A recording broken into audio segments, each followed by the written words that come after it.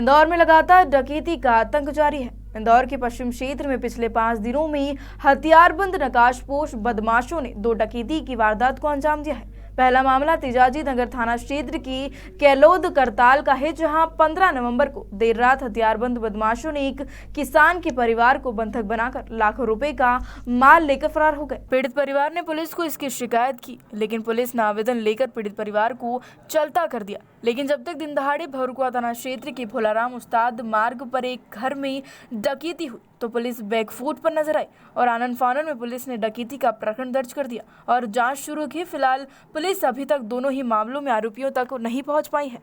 इंदौर के तेजाजी नगर थाना क्षेत्र में सोमवार रात 6 से 7 हथियारबंद बदमाशों ने एक किसान के घर में डकैती की वारदात को अंजाम दिया था। पुलिस को खबर मिल गई, बावजूद उसके मामले में पुलिस ने कल प्रकरण दर्ज किया। हथियारबंद बदमाशों ने परिवार के लोगों के साथ मारपीट कर जेवर और नकदी छीन लिए। घर में रखे जेवर बेटी की शादी के लिए तैयार किए गए थे।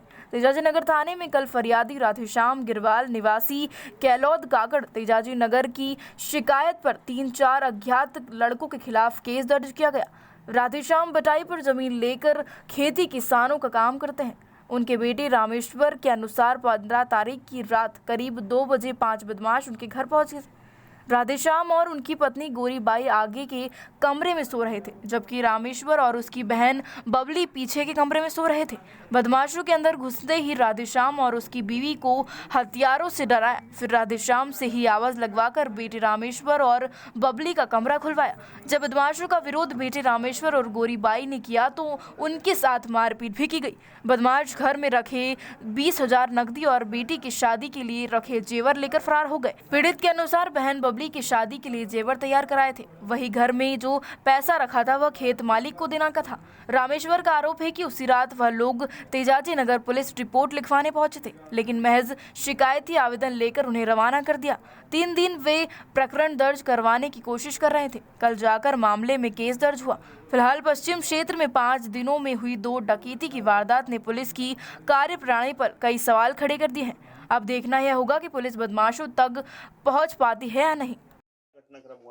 घटना ऐसी हुई सर, वो दरवाजा था, वो दरवाजे पे एकदम आ गए और वो दरवाजा की कुंडी एकदम खोल दी। उनने धक्का दिया, 7 जने थे वो, तो एकदम धक्का दिया तो दरवाजा क्या हिल गया और कुंडी निकल गई।